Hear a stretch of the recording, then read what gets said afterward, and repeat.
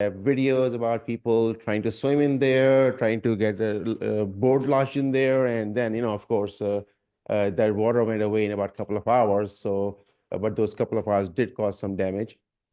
So we met with everybody here in this room, or most of you, in October 21, and we initiated a study. We reported that study back in April 2022, and basically shared our findings and have some proposals that what to do about the issue. And then last year, September, we provided you an update and some timelines. So we're going to go over all of that to tell you that where we stand. So there were three major recommendations. One was to take care of that abrupt turn in the piping system, which we replaced with a very nice and good sized culvert. We initially proposed a 90,000-gallon detention system in Sagamore Park, which we are going to talk about today. And we also talk about some bioswales, which we talked last time, and we're going to also go over that briefly today. So for improving the broadband, actually, of course, that was done like a couple of years ago. Spent about $500,000 on that, and it actually helped the situation significantly. So it actually did better than I expected, but just keep in mind, this flood modeling is not a perfect science. Actually, some of the adjoining communities like City of Inglewood, they have a bigger flood problem. And what they do is they have like scales and cameras everywhere. And what they do is they create a model. Then they watch few storms come through, and then they watch how it rises or falls, and then adjust their model based on that, because that is closer to reality. We have not done all of that, but we know that the model is never a perfect science, because model assumes things and some of the assumptions are not 100% correct, or the ground or the surface behaves differently. So I did I did a calculation to see that how much impact that culvert actually made, and turned out that it's actually conveying the water at 5 times the speed of when there was a 36-inch pipe there. So that's why it actually was able to make a considerable impact. So that's a good news. And of course, with that, when we actually fix it a little bit upstream from there, then hopefully it will again help the problem in a major way. Just keep one thing in mind. There's never a system which could be designed and implemented which will take care of all the possible flooding in the world, okay, all the possible storms which may happen. The weather is changing. We all know that. There's places which are flooding now, never flooded before. And we know that sometime it gets worse, sometime it gets marginally better. We just basically trying to come up with the most optimal situation where whatever we can do the best possible way, and for the, whatever funding we have available and whatever space we have available. Here, the bigger problem is space. So I think that this is a good step forward. And I'm hoping that it is going to take care of most of the problem, if not all of the problems. So that was the thing we're talking about, detention system, which is in our initial proposal, we said 90,000 gallon, because given what we knew about the land over there, we were afraid and had actually some knowledge of that the water table is quite high. So we can only fit so many pipes in a certain size pipe. So that's how we calculated that. And then, of course, is going to start diverting it by the Cumberland Avenue into the system, and then it will basically come out of the system close to the intersection of Beatrice and Bell, and that's how the system was initially conceived. Okay. Now I have a little bit of good news a little later on this one. I'll just touch on bioswales. So bioswales is again a new thing, but is being implemented in tri-state area in a major way. It means, we like in last 5-6 years, we did like about close to 400 bioswales in New York City, and it actually helped them a lot. So we know, like, this actually is helpful. We did get some grant to do bioswales. We're going to put up to 10 bioswales, which are basically small detention areas, which basically take in some water and again keep it there for a little period so that it will not actually concentrate in the area where the flooding is happening. So if you push it as much as upstream as possible, then of course you're preventing that water from hitting your problematic area and either delaying it or absorbing it upstream. So that's the whole concept of bioswale. So for progress on Sagamore so far, so we actually had to filed for a minor division application because that park is actually encumbered by Green Acres, so we cannot do anything unless we get approval from them and their permit. And of course, they always look for the replacement land. So we had a long discussions, multi-month discussions about back and forth, and finally they agreed that instead of land, they will accept money. So we came up with a number which finally they agreed to. Of course, they wanted 5 times more, but we are not willing to give in. And finally, they yielded. And I think that Jackie did a good negotiation with them to get something done at a very reasonable level. We also got a temporary lease agreement with them because this whole diversion permit is going to take some time. So we sort of like came up with a mechanism where we actually lease that land from them for about a year. So we can actually move in and just start doing the construction. And in the meantime, the diversion permit comes in, so we are all legal. So that is the way we try to circumvent that delay, which could have been caused by this diversion application. We also got like 1.06 million in grant. So that's a great news because of course we don't have to pay for the whole thing ourselves. It's going to be a very small portion of it, like the money in lieu of land, all those things which we are basically carrying the cost for. We also got a 280K grants for the bioswales. So it's going to pay for most of it. So this project is really in good shape from funding point of view. So now we're going to go over the design, and I'm going to take you through it, and you can ask as many questions as you want. I don't expect everybody to understand it completely. It's sort of like, an engineering view, and not everybody is well versed in reading how to read the engineering design and engineering drawings, but I'm here to help to really make sure that you understand it, and we can actually help you with this thing. So uh, this is the system, and sorry, this is where the storage area was. So what we ended up doing is that initially we planned to put 36-inch pipes. And then I think that people online may not be able to hear me. So I'm going to get closer to the mic. But then we ended up putting 42-inch pipe, which actually increased the capacity of the system significantly. In this system, this is the main line. We are going to basically put a box here in the main line. That box is going to have a control structure, which will feed it into the system. The main line will stay intact.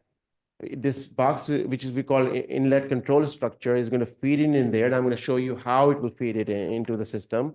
Then the system will fill over time, depending on what kind of rain we are getting. And then it will actually start releasing that water back into the main line here, again using an outlet control structure, so that it will be actually releasing it at a slower speed than what would happen if it was going directly. And it's going to again go into this box here. So it will basically join it back, but after a significant delay. So the trick in managing flooding is that what we call it time of concentration. That is when the water starts coming down, how fast it concentrates in an area to start building up. Okay. So if we can delay that time of concentration, then you will not have flooding, or you'll have a lot less flooding than you would have otherwise. So time of concentration and all the calculation related to that is the key in managing flooding. So by actually parking this water on the side, we basically are increasing the time of concentration, and that's what will happen. So good news is this system is going to be 187 thousand gallons or 90,000. So we almost more than double the capacity. So that was because what we did is, after we got going on this project, we did a geotech study. We found that the actual water table in different locations, and figure out that we can actually put bigger pipes in without really hitting the water table. So that increases the capacity of the system and make it much better. So it means that it will have a bigger impact on the time of concentration. And it means that we can actually, again, I did calculation, it can delay the time by almost 20 minutes. And most of the heavy rain happens typically between 10 to 15 minutes, sometimes 20 minutes. Ida actually was a 34 minutes event, and the peak, where it started at 0.7 inch per hour, and then went to 1.7 inch per hour, and then went to 3.4 inch per hour, and then dropped to like almost nothing. but that whole span was like 34 minutes. So that was, of course, an unusual thing because it was a bigger storm. But again, it was not sustained 3.4 minutes. Yeah, exactly. Of course, when you're seeing it, you're like, man, it's coming and coming and coming, not stopping. But when you look at the actual data, then you see that those timings and those, going up and down. The other thing which we are doing in this system is that although we are pretty positive that this system will have a good impact on the situation, we also have actually an overflow pipe. So this system fills up completely, and now it's like no more water you can take in. It will still bleed that water into the outfall on the train track. So this other circle you see, that's a 12-inch pipe which is running to Windsor Road and connecting to the structure there, and then it's going to go from there to the outfall on train track.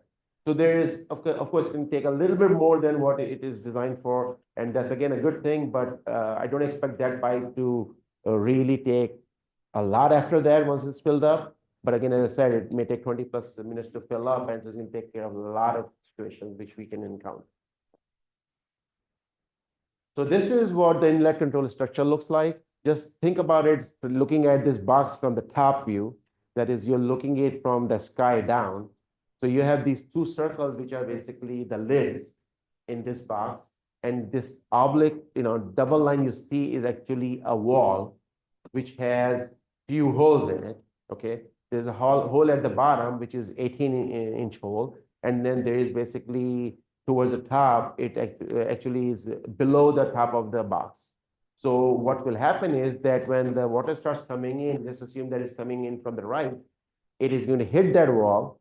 It will only bleed out whatever that 18-inch hole will allow you to, which is almost quarter of what the 36-inch pipe will otherwise carry. And then once it starts loading that hole completely, it is start getting diverted towards like the bottom angular pipe you see, which is the pipe which is feeding into the system. So this system is called a weir. Basically, what it is doing is that it's preventing the water from moving straight all the way with the full speed is coming in. It's actually putting a blockage in front of it. It's only letting a small portion of water get through, and the rest of it will get diverted to the system. So that's how you basically force the water into your system, so that your system will fill up first before it actually starts hitting the main line. So when you look at from the side view, this is how it will look like. That it actually has a square opening at the bottom, and we are planning to put a metal plate on it with that 18-inch hole. And the reason we do it that way instead of just basically having the wall with the hole is because if we need to adjust that hole size, we can just swap out the metal plate, and that will get us a bigger space if we want to change the speed of the water going through the system. On the outlet control, it's a similar stuff. Okay, again, an 18-inch hole, except that the wall is straight.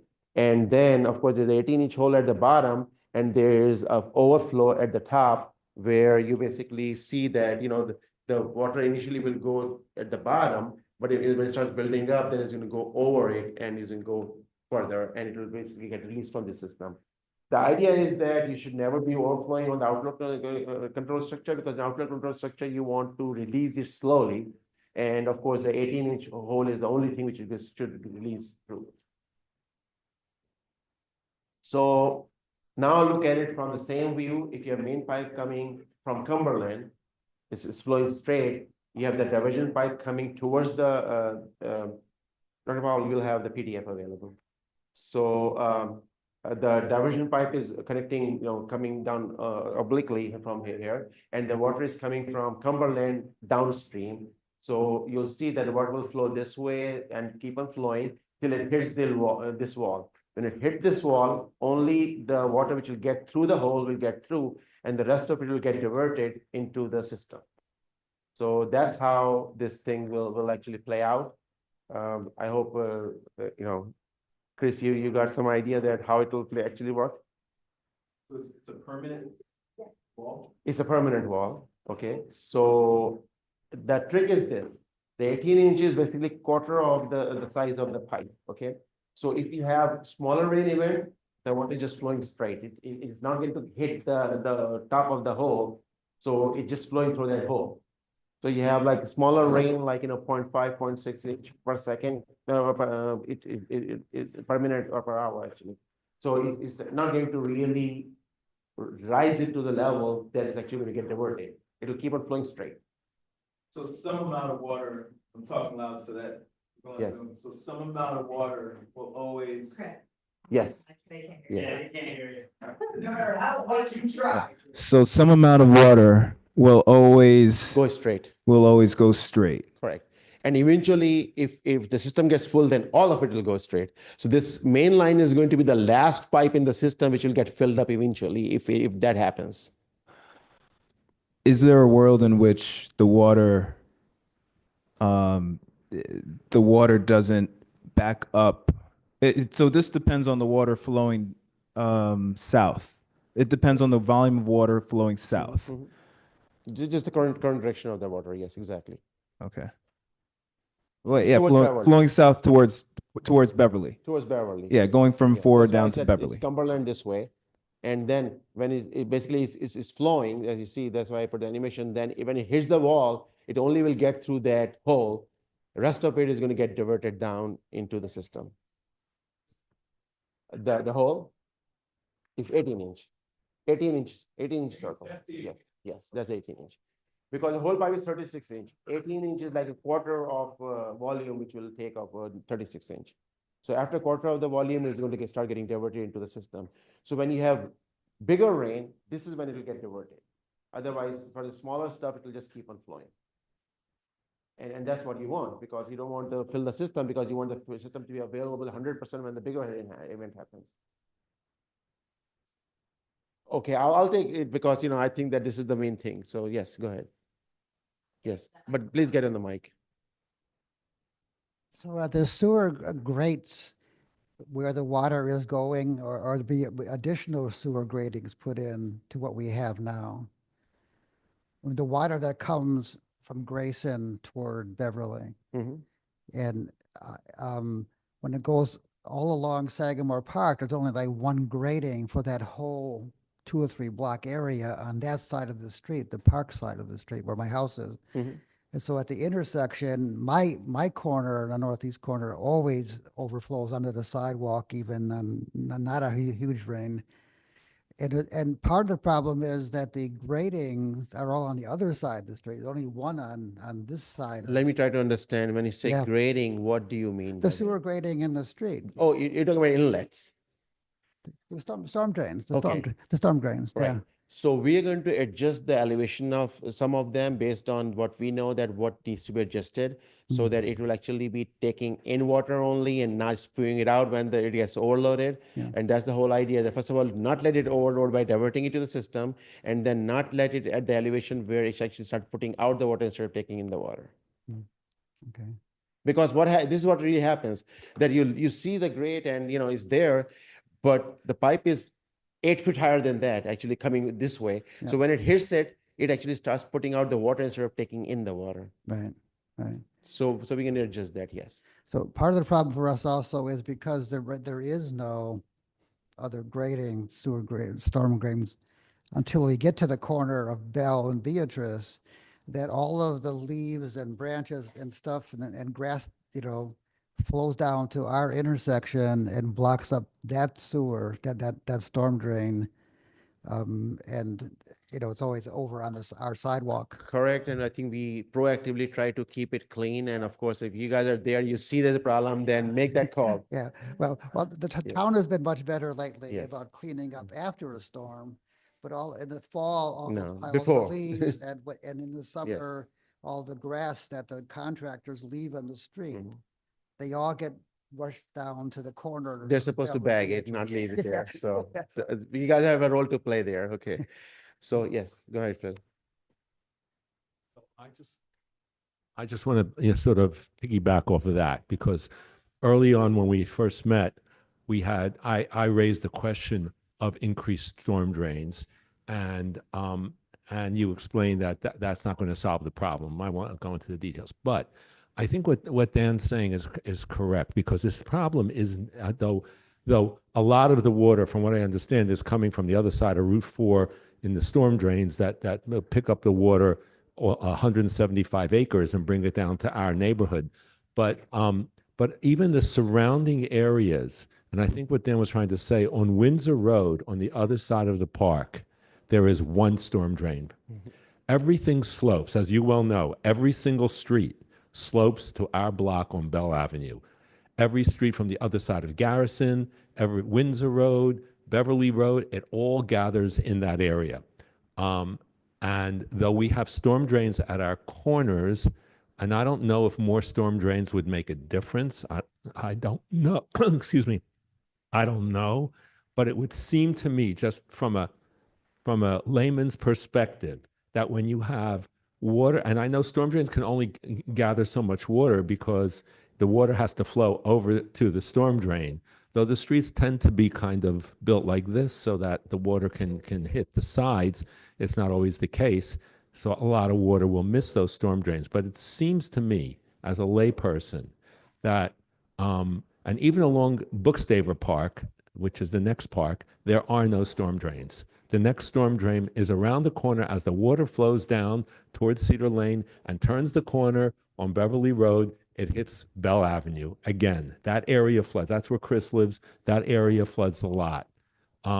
So it would seem to me, and I don't know, that more storm drains would make a big difference. But if the system is full and the water can't go in anyway, then of course it Yes. wouldn't. So assumption is that storm drain will always take in water, but in reality, and let me tell you something, in last couple of 3 years, every time I'm here in the town and it's the biggest rain coming, I always go to Bell Avenue to check it out.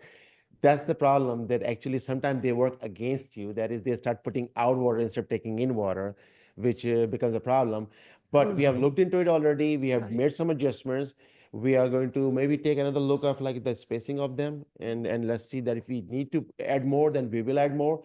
But we don't want to add more and actually work it against the system. Got it. I Because understand that. then you'll be creating basically a sieve where you're actually putting it out instead of taking it in. Got it. Exactly. Go ahead, please. That it's not going to go in the system. So I have 3 questions. So you mentioned that, so the main pipe is going to divert, oh, okay, at Cumberland, but then it's going to come back out. Does it come back out at Claremont or does it come? Around Claremont, yes. It will come back Yeah. out. So basically you're protecting a block. No. It'll be more than a No. block. So you need to understand, think about it this way. You're at the bottom of the hill. You have all this water coming your way, okay? And you're going to get flooded. Right, If somebody just stops their water, what will happen? You will not get flooded, okay? okay, So what we are doing is we're taking this water and putting it on the side in the system saying, don't go there. don't go there, but you said it's for 20 minutes. Yes, and 20 minutes is a Is a long substantial amount of time. Okay, okay, Okay. So if you don't get actually flooded for 20 minutes, I can guarantee you that the next 28 hours, you'll not get flooded. okay. That's a good answer. Okay. So my next question is, in the future, when we do the bioswales between Route 4 and Sagamore, how does that affect the parking on that street? Or is it in No, the no. sidewalk? No impacts in the sidewalk. Okay. And my third question is, whatever happened to the retention tank in the parking lot that was talked about 4 or 5 years ago? So that the whole parking lot deal is above my pay grade. Okay, So- I got it. Okay. So but the other, I would say, better news I'll tell you is that whatever discussion is happening, we are actually making them accountable for doing that piece somehow, and they're seriously looking into it. So it's not going to be that if there's a development in that area, they have to consider this whole situation and actually come up with an acceptable mitigation plan. So it's not that something will be done and nobody will do anything about it. Okay. That I can guarantee you, as long as we are here. Okay, thank you. Yes, Chris.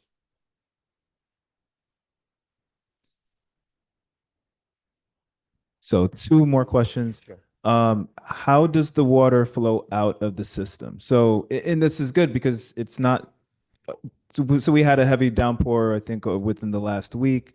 You figure if we're getting a really heavy event, I get it, we're going to get a lot of water coming into the capacity. So it'll be more regular heavy events. Some of that water is going to go into the pipes. Yes.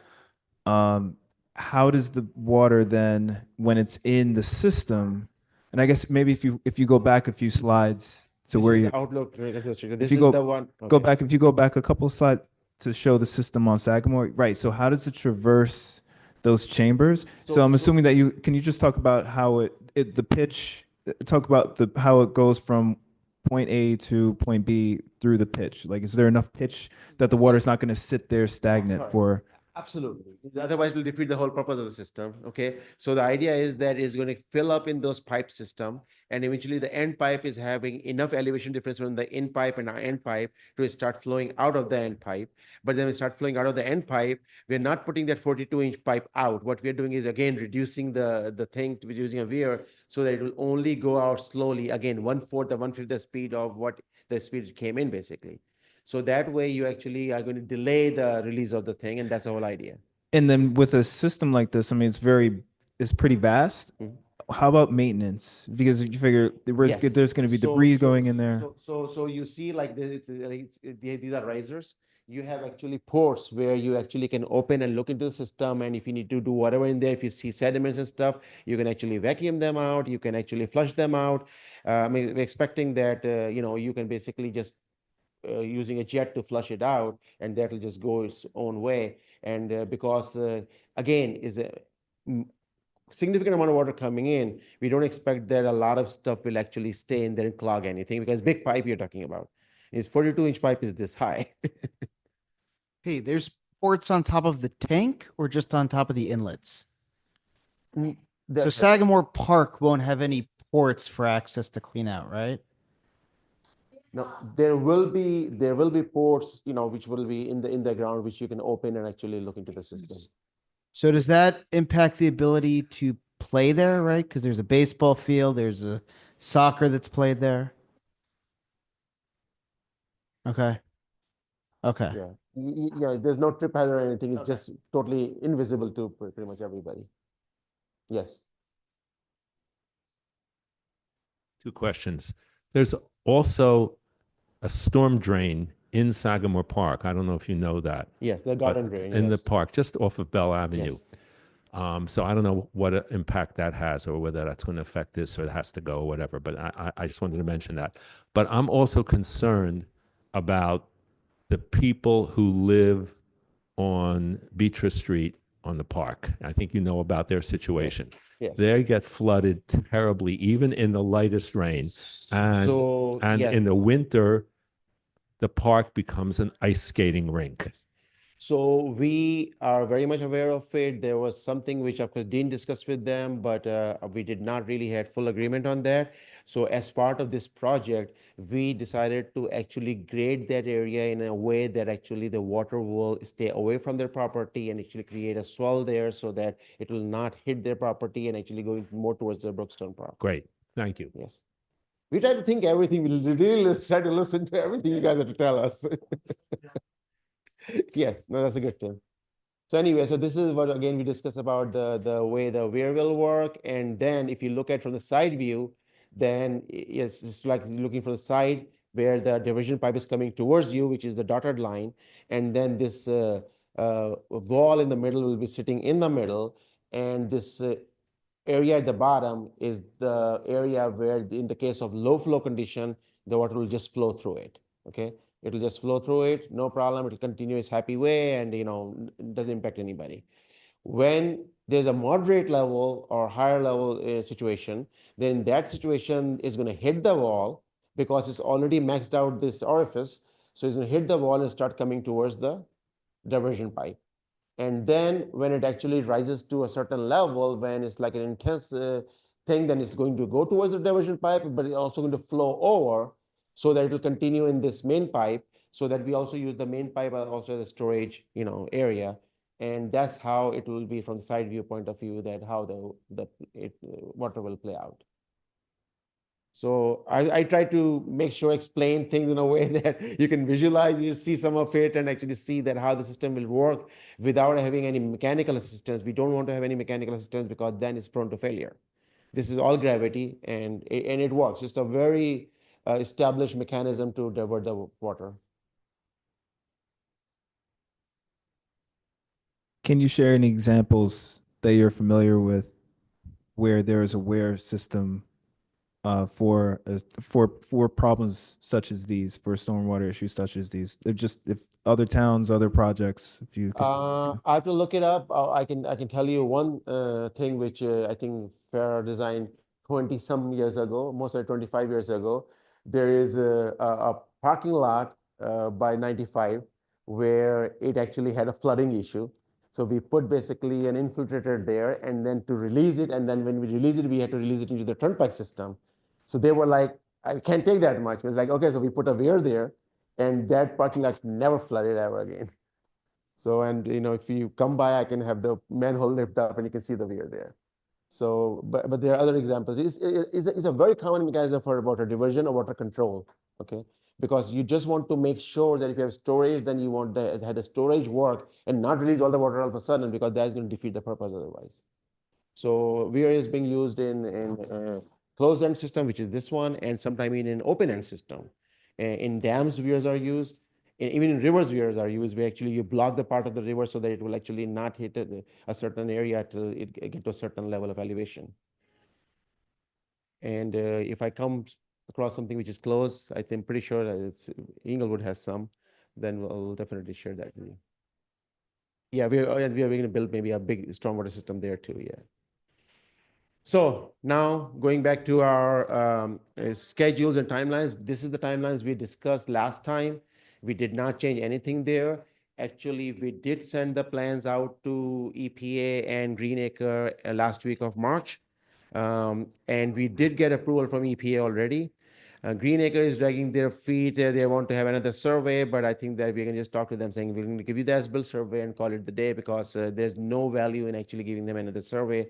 At this point, we already shared it with them, and they did agree that we may actually change the design slightly to accommodate certain things, and that's all we did. So, we're going to work with them to see that if we can actually do that. And then we want to float the bid in next 2 to 4 weeks, and see that if we can have it out there for 4 to 5 weeks, because this kind of project, this is not a run-of-the-mill project. So you do want to have more contractors, actually bidding into it, and you do want to have a little bit more competition so you get good prices. And a lot of time when you actually have it out there for a while, you end up getting a good, competent, a contractor who may give you a good price, because the trick with this thing is you can do this construction in winters. So the contractors are looking for this kind of work where they can actually keep going in winters and are not like weather impacted, because if you're doing a road wear, other things, you have to do it in good weather. But this thing you can do it in winters, and that's why it's a fill-in project for some of the contractors, so you can actually get a good price on this. So that's what our game plan is, to really have it awarded sometime in July, August timeframe, and then it's going to be a 3 to 4 months project. So we are hoping that by any luck we'll actually have it this year, or maybe maybe we can do the project and everything is in place and we need to pave the road, then maybe we can do it when the weather turns. But that's really not going to have an impact on the actual working of the project. So that's what the game plan for this project is. Yes. I'm sorry, I just want to be clear. So you think it's going to be awarded in the middle of the summer in July, and someone's going to break ground in the fall and finish it in the winter before the new year? That's what we're hoping. Okay, so we've only got one more season of massive flooding. Well, since we put the culvert, I don't know of any massive flooding after I that. flooded twice in the last week. For Okay, both sets of last rain, I flooded. I know the mayor questioned it at the last town council meeting, but my house, my basement, water in it, both last rainstorms. Okay, next time it happens to you, I'll appreciate if you call us so we can come take a look at, maybe there's a train of the property or something which you can help you with. But we did not hear about any other flooding. You're the only person who have. No, I can tell you other neighbors who flooded as well. We just So- are so burnt out on calling constantly and being like, hey, want to come mop water in my basement? Would you like to come see the mold? That we don't call it every single storm. But I will tell you, essentially every time there's any real amount of rain, not the days that we get a little bit of drizzle. Any day there's rain, So let me my tell you basement has something. water. So definitely town has a And my sump pump runs constantly. right. So the town has a role to play in actually fixing this thing, but then every property owner has to also make sure that you actually look at your property, have somebody help you with actually doing the improvement in the property so that you don't get into these situations because I have, the- that's how I yeah. have sump pumps and other things on my right. property. But then you should not be getting flooded. Yeah. Curb from the street. Oh, it's ground saturation. No, so that is not, that is not, we are solving the problem. We are solving the problem from the water on the street jumping the curb. But if you're pulling water into the holding tank, it won't be as saturated on the other side of Bell Ave. I'm right across That from the park. depends. That depends. That you have to. If it's, yeah, exactly. My basement, it has been waterproofed, actually, twice. Okay. So yeah, I mean, it's just ground saturation and those things, definitely they're not the scope of this thing, and the individual homeowners, they need to look into that and see that what they can do to mitigate that. You may need maybe a professional who can actually come up with a plan for your property. And that's the only thing which you can do at this point to guide you in that direction. But overall, for the thing which town is responsible for, this is going to address that. Same thing, no, I'm sorry, go ahead.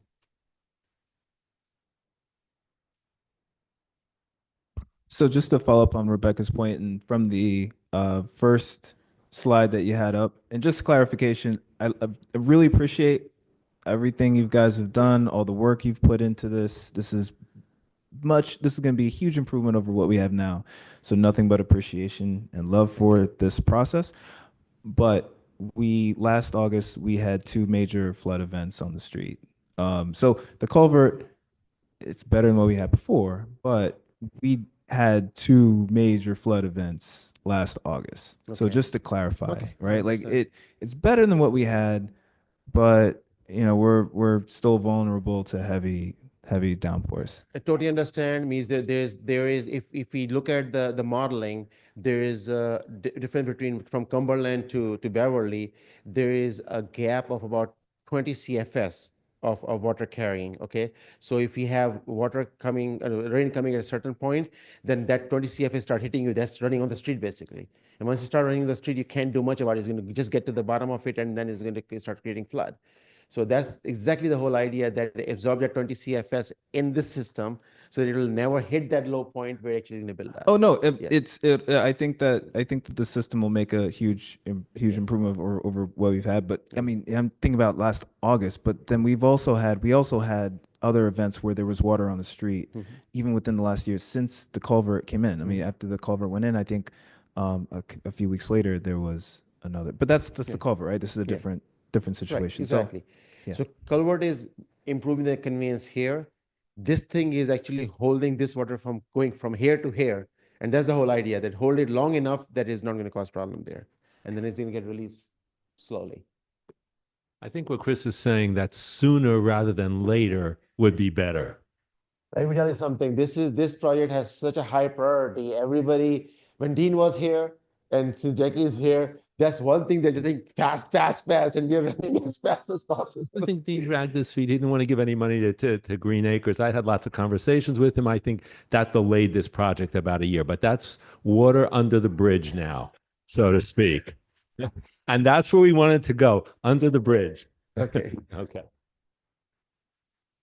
On time and on schedule, within schedule. What we to share with last year, I think we are sticking to what we did then. Okay, and I think we're going to be fine with from that point of view.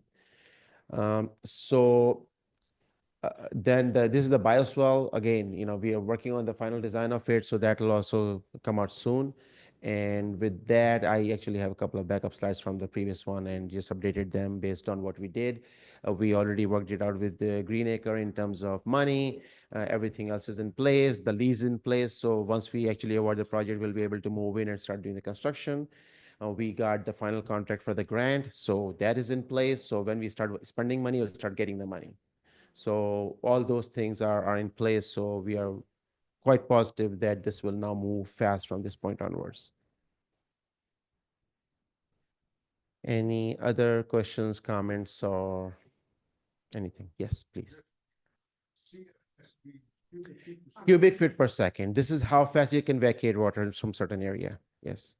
So if you have a certain carrying capacity and the water is coming faster than that, then it's running on the street and actually hitting the low area and flooding. If you prevent that from running on the street, then it's not causing flooding. So that's the whole idea. Take it off the street, put it on the side, and then release it slowly.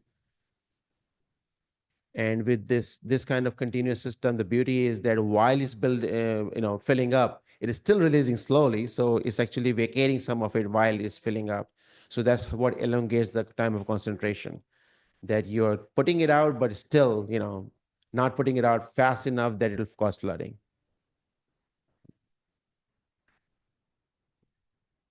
Any other questions? Yes, Dr. Paul.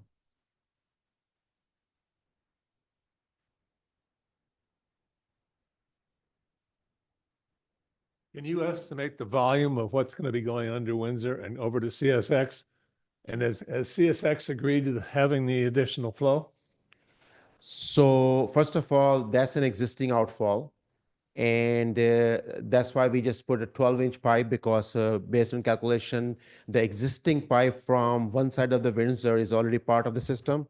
So it will take whatever is going to come towards it. Okay. So this system is only bleed into it once it's full, which is not going to be anything substantial, but it will be better than nothing. So that's the whole idea, that and then CSX does not put any kind of restriction on what we put on the outfall, except the size of the pipe. We are not changing the size of the outfall pipe, so it's going to carry whatever it can carry. Yeah.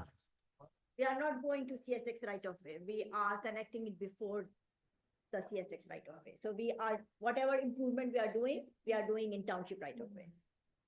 But CSX knows it's coming. Yeah. Okay. Anything else?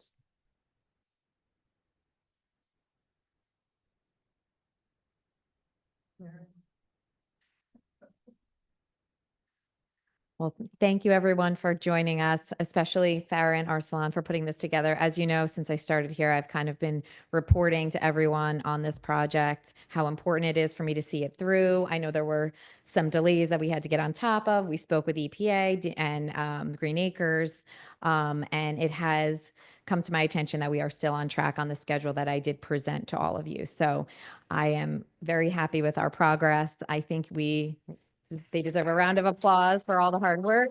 We are going to break ground in time, and hopefully by end of year, everything will be in place. The tank, I would also like to mention again, is double the size. That was amazing news. So I want to reiterate that to everyone, that the tank is going to be larger. It's going to hold more water, should hopefully help all the residents in the area. So I think we've made some great progress. Go ahead, Phil. Sure. Would you come to the microphone, please? In the end, how much money did we have to pay Green Acres? How much money? What? Did we have to pay Green Acres? Pay Green Acres. 130K, 130,000.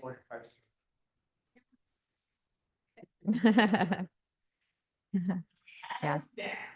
Yes. So it moved the project along. So I think we are on the right track for the rest of the year, and we will pray that there is minimal flooding over these next couple months.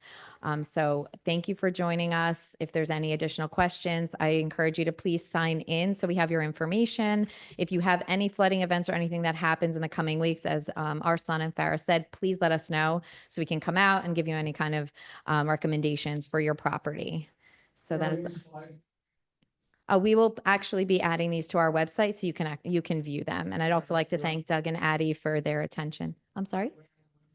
Doug, where will you're going to put it? Chuck, I'll send it to you, or whatever link it is, so you can see them.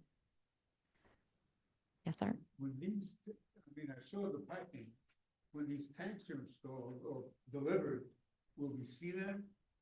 When they are delivered, you will, but once they're installed, no. They'll be underground. So when they're delivered, you'll probably see them in the area, and then they'll be placed underground. Chris, you saw the culvert. But We saw the culvert.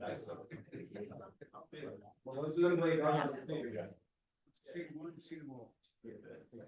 Wonderful. Thank you so much for joining us and have a good evening.